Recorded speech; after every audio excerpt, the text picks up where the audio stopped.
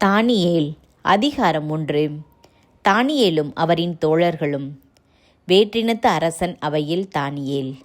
யூதா அரசன் யோயாக்கீமின் 3ஆம் ஆட்சி ஆண்டில் பாபிலோனிய அரசன் நேபுகத்நேசர் எருசலேமுக்கு வந்து முற்றுகையிட்டான்.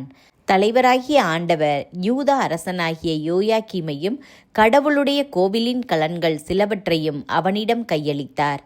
அவனும் அவற்றை சீனார் நாட்டிலிருந்த தன் தெய்வத்தின் கோவிலுக்கு எடுத்து சென்று அவற்றை தன் தெய்வத்திற்குரிய கருவூலத்தில் சேர்த்தான். அப்பொழுது அரசன் தன் அரண்மனை அலுவலரின் தலைவனாகிய அஸ்பெனாசுக்கு அரச குலத்தையும் உயர்குடியையும் சார்ந்த இஸ்ரேலர் சிலரை கொண்டு வருமாறு கட்டளையிட்டான்.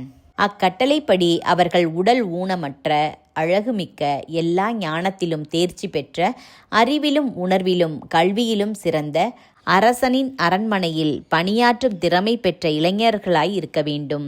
மேலும் அவர்கள் கல்தேய மொழியை எழுதவும் பேசவும் கற்றுக்கொள்ள வேண்டும். அரசன் தான் உண்டு வந்த சிறப்புணவிலும் பருகி வந்த திராட்சை ரசத்திலும் நாள்தோறும் ஒரு பங்கை அவர்களுக்கு கொடுக்கும்படி ஏற்பாடு செய்தான். இவ்வாறு 3 ஆண்டுகள் பயிற்சி அளித்த பின் இறுதியில் அவர்களை அரசன் முன்னிலையில் கொண்டு வந்து நிறுத்த வேண்டும் என்று ஆணையிட்டான்.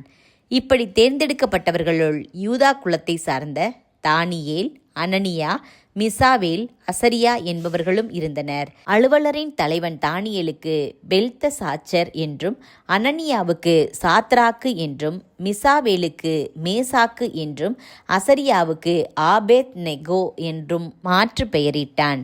அரசனது சிறப்புணவினாலும் அவன் பருகி வந்த திராட்சை ரசத்தினாலும் தம்மை தீட்டுப்படுத்தி கொள்ளலாகாது என்று தானியேல் தம் உள்ளத்தில் உறுதி செய்து கொண்டார். அவ்வாறே தாம் தீட்டுப்படாதிருக்க அலுவலர் தலைவனிடம் அனுமதி கேட்டார். அலுவலர் தலைவன் தானியேலுக்கு பரிவும் இரக்கமும் காட்டுமாறு கடவுள் அருள் கூர்ந்தார். அலுவலர் தலைவன் தானியேலை நோக்கி, உங்களுக்கு உணவும் பானமும் ஏற்பாடு செய்திருக்கும் அரசனாகிய என் தலைவருக்கு நான் அஞ்சுகிறேன். ஏனெனில் உங்களையொத்த வயதினரை விட நீங்கள் களை குன்றியிருப்பதை அரசன் கண்டால் என் தலையே போய்விடும். நீங்கள்தான் அதற்கு காரணமாவீர்கள் என்றான்.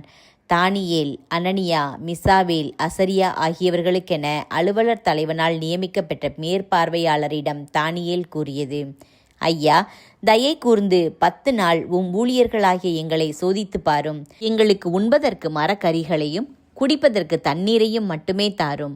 அதற்கு பிறகு எங்களது தோற்றத்தையும் அரசனது சிறப்புணவை உண்ணும் மற்ற இளைஞர்களின் தோற்றத்தையும் ஒப்பிட்டு பாரும்.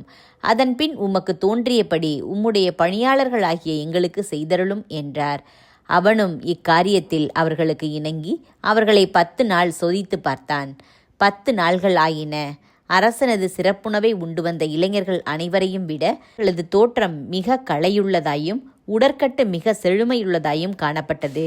ஆதலால் மேற்பார்வையாளன் அவர்கள் உண்ண வேண்டிய சிறப்புணவுக்கும் பருக வேண்டிய திராட்சை ரசத்திற்கும் பதிலாக மரக்கறி உணவையே அவர்களுக்கு கொடுத்து வந்தான்.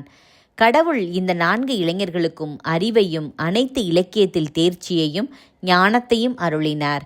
சிறப்பாக தானியேல் எல்லா காட்சிகளையும் கனவுகளையும் உய்த்துணரும் ஆற்றல் பெற்றிருந்தார். அரசன் தன் முன்னிலைக்கு அவர்களை கொண்டு வர வேண்டும் என்று குறித்த நாள் வந்தது. அலுவலர் தலைவனும் அவர்களை நேபுகத்நேசர் முன்னிலையில் கொண்டு வந்து நிறுத்தினான். அரசன் அவர்களோடு உரையாடலானான். அப்பொழுது அவர்கள் அனைவருள்ளும் தானியேல், அனனியா, மிசாவேல், அசரியா ஆகியோருக்கு இணையாக யாரும் காணப்படவில்லை. எனவே அவர்கள் அரசன் முன்னிலையில் பணிபுரியலாயினர். ஞானம், விவேகம் சார்ந்தவற்றில் அரசன் அவர்களோடு கலந்துரையாடினான். அப்பொழுது அவனது அரசில் இருந்த எல்லா மந்திரவாதிகளையும் மாயவித்தக்காரர்களையும் விட அவர்கள் 10 மடங்கு சிறந்தவர்களாய் இருந்ததை கண்டறிந்தான். இவ்வாறு சைரசு என்ற அரசனது 1ஆம் ஆட்சியாண்டு வரை தானியேல் தொடர்ந்து பணிபுரிந்தார்.